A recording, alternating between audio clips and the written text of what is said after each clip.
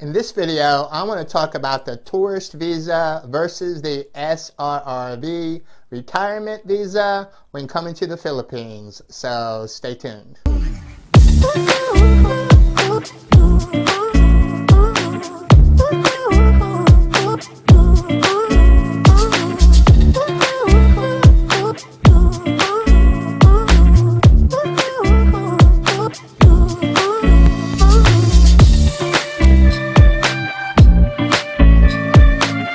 Hey guys, if you haven't heard already, the SRRV retirement visa is being accepted to go to the Philippines now. And so I just wanted to make this video to talk about, is the SRR visa really your best option when you're planning on coming to the Philippines to retire? Yeah, so I want to talk about, the tourist visa versus the SRR visa when planning on moving to the Philippines. Now, obviously, if you're coming to the Philippines for a short time, like as a tourist for like 30 days or less, then obviously your tourist visa is going to be the way to go. Now, I'm not talking about that. I'm talking about people like myself who moved to the Philippines or who are planning to move to the Philippines to live or to stay for long term or possibly forever, especially if you're planning on retiring in the Philippines. Now, the SRRV retirement visa is being issued at the moment. You can, what it is, if you haven't watched Philippine MP or somebody else's video about it, is you can be issued a 9A tourist visa when you're applying for the SRRV, and then you need to get an entry exemption document. So basically, it's the same as it was before, I think. You do all the necessary requirements from your country of origin. Like you need the police record, you still need to deposit the money, and all that stuff that's mentioned in my SRRV visa video, which I'll throw up here if you haven't seen it already. But you do all the documents and deposit the money, then you can apply for a tourist visa to get an entry exemption. And so you come on the entry exemption as a tourist. They're letting people come for the, and then when you get there, you finish up the application when you're in the Philippines. But you got to do most of the stuff in your home country anyway. So basically, it's back to normal for the SRRV as far as I'm concerned. They're allowing people to go now. But, I mean, really, is the SRRV option your best option when retiring in the Philippines? That's the main focus of this video. Now, if you've watched my tourist visa video, I talked about that one. And with that one, you can get the long-term stay extension. And as far as the fees go, it's $230 every 6 months. And that equals, $560 a year. And you can do it up to 36 months. So over a 3-year period, the total is $1,380 for 3 years. Now, if you look at the SRRV visa, there's a couple of different ones. So the SRRV Smile is a $20,000 deposit into a Filipino bank, and that's it. So it's $20,000, and you can stay in the Philippines indefinitely.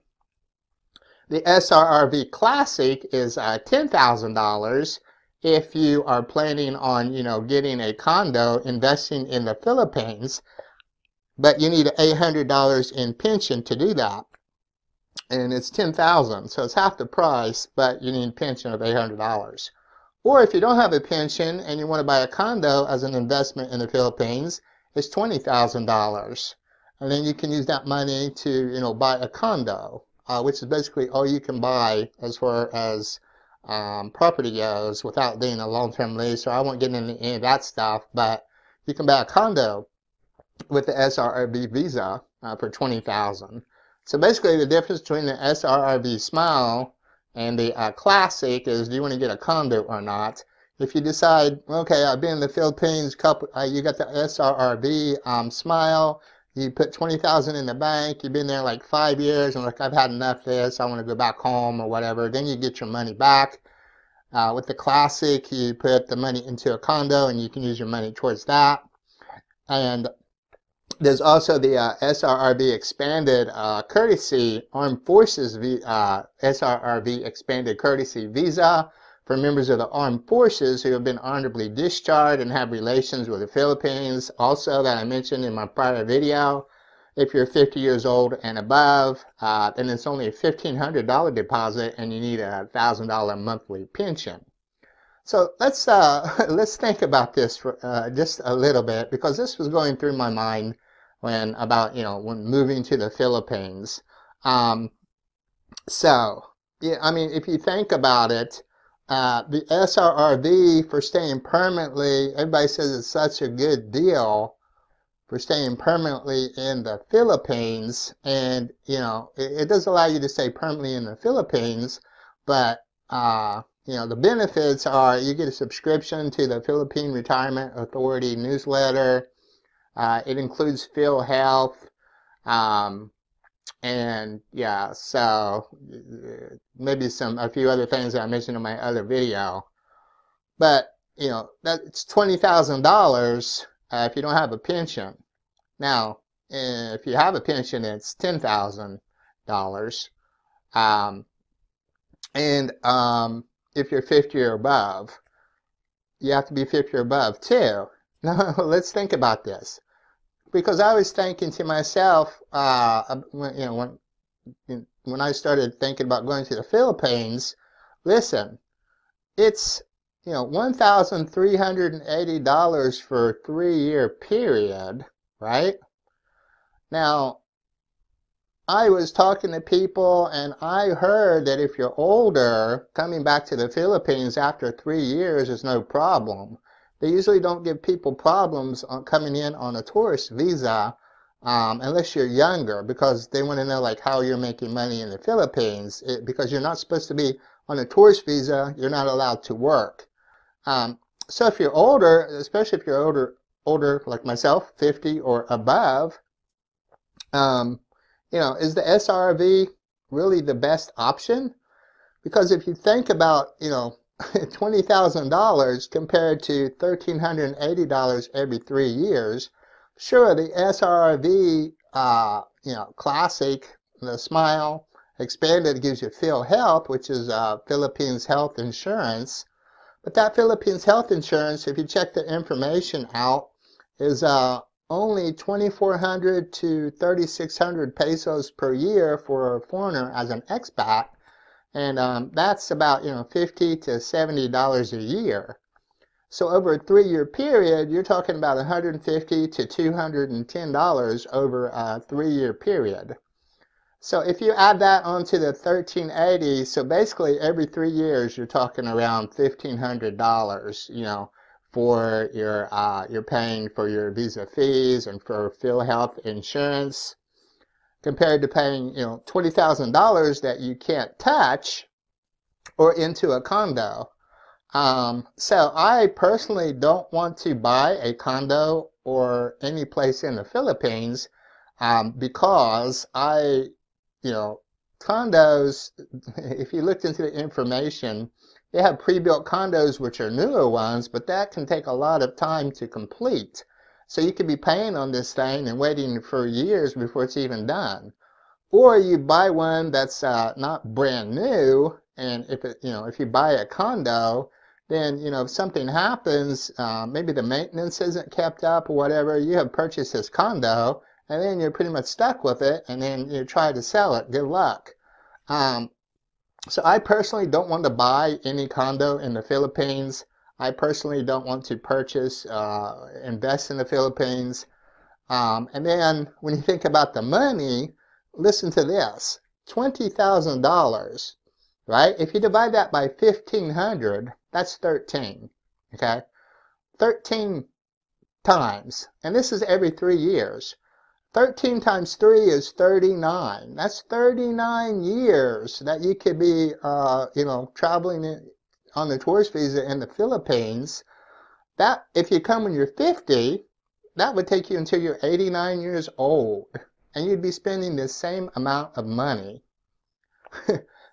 So, if you're coming when you're 51 or 52, you could be talking in your 90s. So for me, I personally think the tourist visa is actually the better option. I would rather keep my money and then use that, $20,000 on taking trips to different places, because I know, you're going to, well, I don't know about you guys, but in 3-year period, you're probably going to travel. You can travel, use that money to travel around the Philippines, or you could use that money to travel back to your home country or whatever. So for me, I think the tourist visa is the best option. So I don't know. I just wanted to make this video because a lot of people keep saying the SRRV is a better option. Now, if you're in the military, obviously the SRRV Expanded Courtesy Visa is probably the best option, but you have to be 50 years old, and it's only $1,500. So, I mean, you can't beat that if you have a $1,000 pension. Somebody asked me about, what 50? A lot of people retire earlier than that in the military, because it's true, you can retire after 20 years in the government in the United States. I don't know about other countries.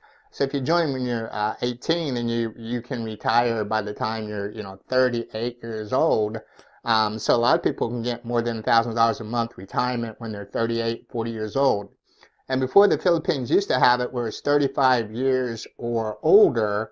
But I heard there was a lot of problems with people from other countries coming that were young, 35 years old, and so they changed it to 50.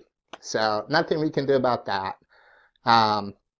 Anyway, if you're 50 years old, then I think if you were in the armed forces and you're getting a pension, then yeah, the SRRV Expanded Courtesy is the way to go. But as far as living in the Philippines, yeah, I think the tourist visa is a better way to go. If you want to buy a condo, that's great. That's on you. Just for me, I don't want to purchase a condo. I like the idea of renting a condo or renting a house, and then if something better comes along, I can move to it without having to worry about, oh, I'm stuck with this place. What am I going to do with it? I want to keep that money for traveling. I can travel back to the United States or travel around the Philippines. So I personally think the tourist visa is a better option. But again, it depends on what you want. So I just wanted to make this video real quick and talk about the tourist visa versus the SRR visa when moving to the Philippines. Let me know, what do you guys think? How are you guys planning on coming to the Philippines?